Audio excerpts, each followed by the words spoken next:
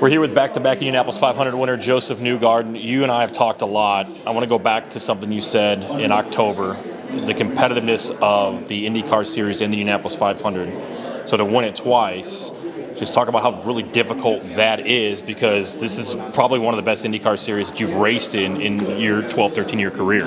Yeah, it's a different formula to what it used to be, and that's what we were talking about earlier tonight.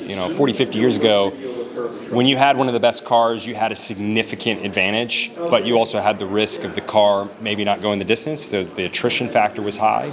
But now, you can have one of the best cars in the field, but you're racing everybody. You're not just racing 3 or 4 other cars. You're racing 32 other cars. Yep.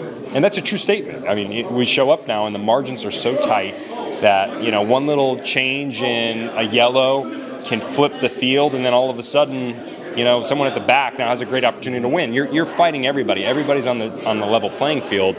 So it comes down to the details and the decision making. And it is, I think, because of that, it's hard to win it back to back nowadays. It was hard to win it back to back, 50 years ago, but for different reasons. So it's the sport has evolved, and we still have a lot of challenge. It's just that challenge is different. You mentioned to me back in October as well that everybody's cheering against you now. How do you turn that into bulletin board material? It's a good thing. I mean, I think if people don't want to see you win, then they're probably doing something right. I think from a performance standpoint. So, I think we have some supporters too. I see the support, and we got a great team. I feel really good about where we're at. I'm so proud of our group and their potential. I think we're in a good moment in time. I think we have the right ingredients to show up to the track and compete for a win every weekend, and certainly compete for a win at the Indy 500. So I believe in the opportunity that we have with, maybe going three in a row. I think we can make that happen, and no one's going to be pulling for us. No one's going to be, or maybe they will. You don't know. Indy's a special. That's history. People want to see history. Indy's a special play. Of course, people want to see Elio win 5. So I do think people hold history and a high standard at Indy, and when something that's never been done before is in front of them, they kind of want to see it. Speaking of Elio, there was a message tonight. I know you worked with him a lot throughout your career. To be able to do something, I think he would be the first one to congratulate you if you won 3 in a row. But talk about that message we heard from Elio earlier. Yeah, Elio, he's been a great teammate, and he's been someone for me that I've looked up to for a long time. Especially at Indy, he's just one of the best. He's a legend at the sport. He's a legend at the Speedway, and certainly one of the very few that have won it 4 times in a row. So he gave a great message, and obviously he's going to still be going for it. He's going to be in the race. He wants to win 5, and he made that very clear. But he was just really nice about the message, and he knows how hard it is to win this race, and it was cool to hear from him that winning it back to back is pretty special. You get to do a lot of cool things after you win the 500. You've done it now twice, but a night like tonight with Borg Warner, you get to see the unveil of your likeness on the greatest trophy in sports.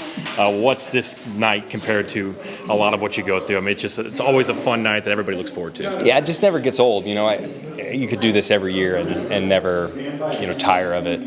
It's special to be a part of it, and certainly a couple years ago I felt like I kind of got back to just appreciating being in the race. I mean, if you get to the playing field, playing just on the floor of the Indy 500, you're like, we're here, you're competing. It's a huge deal, and they qualify for the race, and so I sort of appreciated that. And then you win the race, and it just kind of goes through the roof as far as your appreciation and admiration for the place. So nights like tonight, the traditions are what make Indy. It's the fans, it's the stories. You meet so many families that have been going there 50, 75 plus years. They got the same seats. They've got great family stories. It's the kids that grow up with their grandparents or their parents, and they like spending that time, and it's a tradition. And then obviously the Borg Warner Trophy that we're here tonight to see the unveiling in the face. This trophy does so much for us as the Indy 500. You can champion the sport so well, and you have something unique that no one else does. So, nights like this, they don't get old. Roller coaster season, I would say. You've maintained your confidence throughout. How excited are you for 2025, coming back, trying to go for 3 in a row? I mean, that confidence level, best team, great family behind you, great support. At times, as you mentioned, it was, are we going to win this race? Now you've won it back to back. Continued motivation for next year. Yeah, it's a good way to put it. I feel really good about where we're at as a group. We have the right people in place that are so talented and work well together. and I know we can show up with the right formula at Indy. So I'm excited for that. And, yeah, I guess I would just say I'm excited for next year. I think we're in a good spot, and 2025 can go really well. Josef Newgarden, your 2025, going for his third straight back-to-back Indianapolis 500 winner in 23 and 24. Good luck, and hey, have a great holiday. Hey, thank you. You too. Merry Christmas. Happy holidays, everybody. There we go.